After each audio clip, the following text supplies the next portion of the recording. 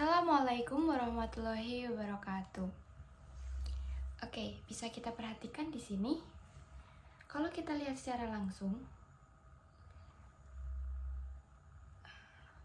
nah ini sedotan pada gelas berisi air ini terlihat patah. Mengapa demikian?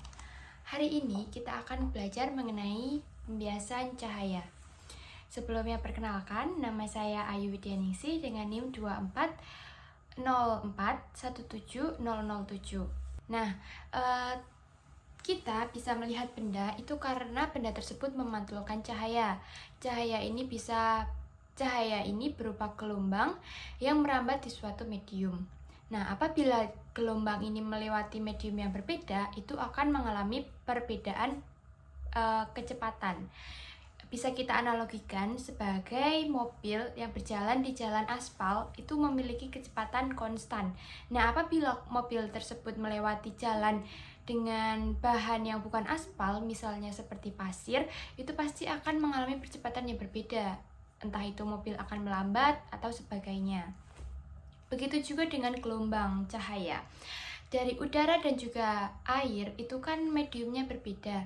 Jadi ketika cahaya melewati melewati dari udara ke air itu mengalami kecepatan yang berbeda. Nah, kita kembali lagi ke mobil. Apabila mobil tersebut datang dengan keadaan miring atau membentuk sudut tertentu, itu akan ada perubahan kecepatan antara sisi mobil yang sudah dulu terkena jalan pasir dan juga yang belum. Nah, maka dari itu adanya perubahan tersebut itu menyebabkan mobil itu sedikit membelok. Makanya itu juga berlaku pada cahaya. Makanya sedotan itu terlihat patah itu karena dibelokkan oleh medium yang berbeda. Seringkali peserta didik sulit memahami bahwa pembelokan medium ini dijelaskan berdasarkan gambar seperti ini. Nah, saya mencoba memvisualisasikan bagaimana cahaya tersebut melewati medium yang berbeda dan mengalami pergeseran atau pembelokan.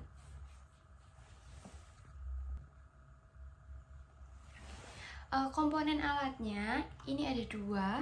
Yang pertama ada batang atau penyangganya, kemudian yang kedua adalah tabung yang nanti akan diisi zat cair untuk diamati bagaimana pembelokan cahaya laser ini. Nah, untuk bahannya adalah akrilik. Jadi meskipun nanti ada pembelokan dari zat cair, laser ini juga akan melewati akrilik yang nanti juga pasti akan mengalami pergeseran karena udara dari laser dengan medium udara, kemudian akrilik, kemudian ke medium akrilik ini pasti akan mengalami pergeseran. Jadi sebelum mengenai zat cair, cahaya laser ini sudah mengalami pergeseran. Tapi tidak apa-apa, tidak akan mempengaruhi nanti pembelokan atau pembelajaran kita mengenai pembiasan cahaya. Nah, kemudian selanjutnya ini adalah sensor LDR yang difungsikan untuk menangkap cahaya. Jadi nanti kalau sudah dihubungkan, ini nyalanya LED-nya ada dua, yang satu ini akan menyala, itu tanda bahwa LED-nya ini sudah terhubung dengan aluran listrik. Kemudian satunya lagi akan menyala apabila tepat mengenai atau menangkap cahaya. Setelah itu kita susun seperti ini, lalu kita hubungkan baterai kabel ini dengan tabungnya.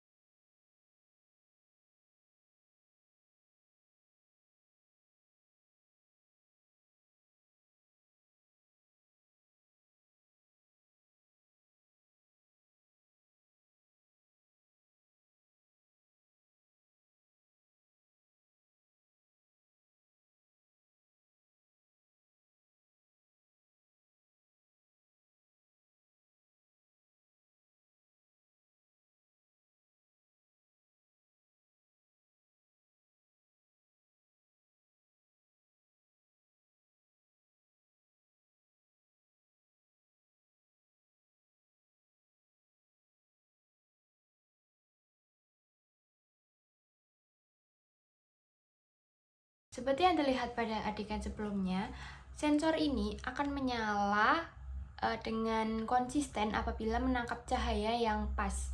Jadi gunanya sensor ini adalah untuk mengetahui seberapa pergeseran dari cahaya dengan akurat. Karena kalau misalnya sensor ini tepat menemui cahaya, ini pasti akan menyala dengan konsisten. Tapi kalau misalnya tidak pas sinar lasernya, itu akan berkedip.